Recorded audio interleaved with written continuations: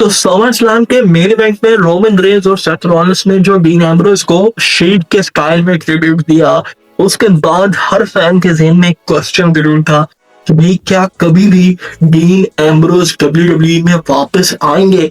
क्या ऐसा पॉसिबल होगा? तो आज इस वीडियो के अंदर इस चीज के जवाब को तलाश करने की कोशिश करते हैं, इस चीज के जवाब को ढूंढने की कोशिश करते हैं कि क्या डीन एम्ब्रोस डब्ल्यूडब्ल्यूई में कभी अपना रिटर्न करेंगे कि नहीं।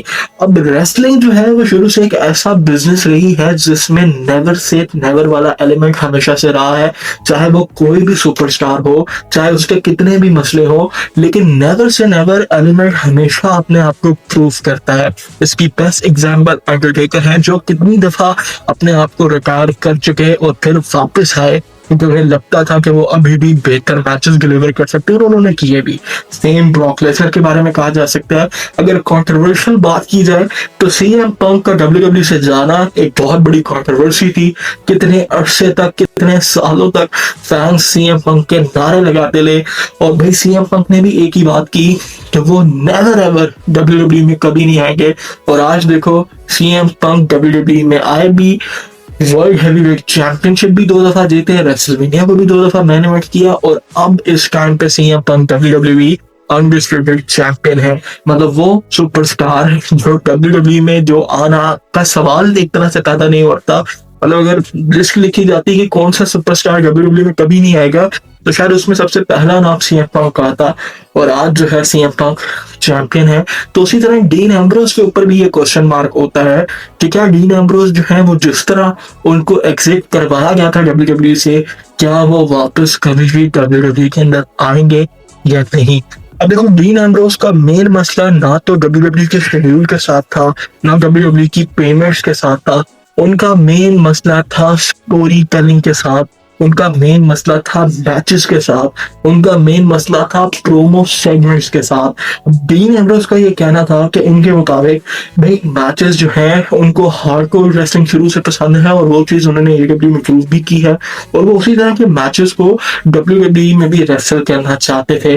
वो प्रोमो सेगमेंट्स के अंदर जो स्क्रिप्टेड उस टाइम पे 2019, 2018, 17 के अंदर बहुत ज्यादा स्क्रिप्टेड प्रोमोज होते थे, वो उन चीजों से हट के प्रोमोस को कट करना चाहते थे। और अच्छी स्टोरी लाइन्स डीन एम्ब्रोस के पास इतनी खास स्टोरी लाइन्स नहीं थी, ये बात हम जानते हैं। जब उन्होंने 2018 में अपना रिटर्न भी किया तो एक हील टर्न वाली भी जो स्टोरी लाइन थी वो भी बहुत गलत टाइम पे एक तरह से मुझे लगता है कि उन्हें एक्सिक्यूट करवाई गई थी। तो वो सब चीजें एक मिक्सचर बनी और एक स्पॉइल उन्होंने किया टेस्ट को।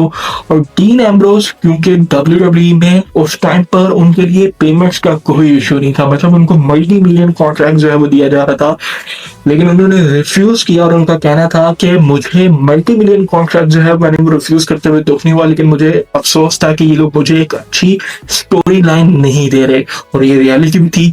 अगर हम डीन एम्ब्रोस के आखिरी मैच की भी बात की करें तो उसमें भी बॉबी लैक्सली ने डीन एम्ब्रोस को उखाड़ के रख दिया था और फिर कहीं जब शो कट हो गया था तो उसके बाद डीन एम्ब्रोस को ट्रिब्यूट दिया गया था रोमन रेंज और सेथ रॉलिंस की तरफ से। तो जो एग्जैक्ट था उस, अगर वो सेगमेंट अभी भी यूट्यूब के ऊपर पड़ा हुआ होगा जो डीन एम्ब्रोस और रोमन रेंज और सेथ रॉलिंस का है, अगर उसको भी देखा जाए तो डीन एम्ब्रोस उसमें भी फ्रस्ट्रेटेड दिखते थे। मतलब उसको नजर आ रहा था कि वो बंदा किसी तरह से उस बिल्डिंग से बाहर जाना चाह रहा है। और फिर जब डीन एम्ब्रोस के तो वो जॉन मॉक्सली बन के एईडब्ल्यू के अंदर आए और जब से डीन एम्ब्रोस एईडब्ल्यू के लिए अंदर उन्होंने अपना डेब्यू किया है तो उनको हर तरह की, उनके ऊपर कोई लिमिट उस तरह की नहीं है। वो अपने मर्जी के हार्डकोर स्टाइल के मैचेस रेसल कर रहे हैं, वो अपने मर्जी के प्रोमो कट्स कर रहे हैं, वो अपनी मर्जी की स्टोरी लाइंस के अंदर इन्वॉल्व हो रहे हैं और वो उनके पास कोई इंडीज के ऊपर डिपेंडेंसी नहीं है कि मतलब वो सिर्फ एडब्ल्यू के अंदर नहीं रेसल करे, वो इंडीज शोज के अंदर भी जाके रेसल कर रहे हैं, वो न्यू जापान में जाके रेसल कर चुके हैं।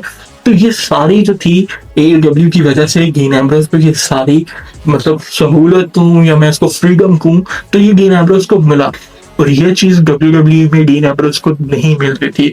इस टाइम पे डीन एम्ब्रोस जो है वो एईडब्ल्यू के सबसे लॉन्गेस्ट सुपरस्टार है, सबसे ज्यादा दफा एईडब्ल्यू चैंपियन भी बन चुके हैं। लॉन्गेस्ट भी मेरा ख्याल से एक लॉन्गेस्ट शायद एमजेएफ है, लेकिन एईडब्ल्यू के साथ अब डीन एम्ब्रोस का बाउंड बहुत पक्का है और एईडब्ल्यू के लॉकर रूम में वो अब नए बच्चों को ट्रेन भी करते हैं और उनके लिए मेंटोर भी हैं और टोनी खान के साथ काफी ज्यादा चीजों के अंदर वो इन्वॉल्व है। एक फैमिली फिगर है AEW का।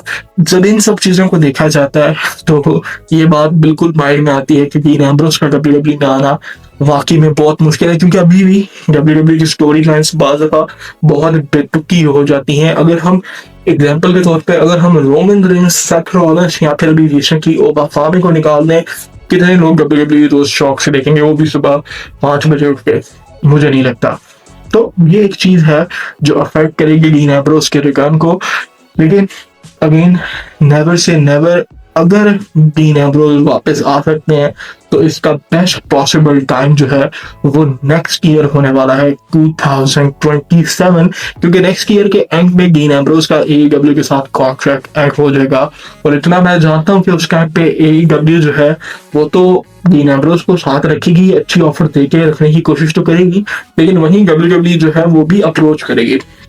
और जिस तरह रिसेंटली WWE ने ये चीज दिखाई है कि डीन एम्ब्रोस का नाम मेंशन करना माइकल कोल की तरफ से, या शील्ड ने जो एक तरह से रोमन रेंस सेथ रॉलिंस ने डीन एम्ब्रोस को ट्रिब्यूट भी दिया, तो उस चीज को भी सारा कुछ करके दिखाना ये हिंट है कि WWE वेलकम डोर्स के साथ डीन एम्ब्रोस को वापस लेके आना चाहती है। लेकिन प्रॉब्लम यही है कि क्या डीन एम्ब्रोस कभी भी AEW को छोड़ेंगे, जिस कंपनी ने उनको इतना फ्रीडम दिया, जिस कंपनी ने उनको इतनी ज्यादा जो है वो रिलैक्सेशन दी हर मैच, हर तरह के मैच के लिए, हर तरह के प्रोमो के लिए। क्या डीन एम्ब्रोस कभी भी उस कंपनी को छोड़ के वापस WWE पे आएंगे?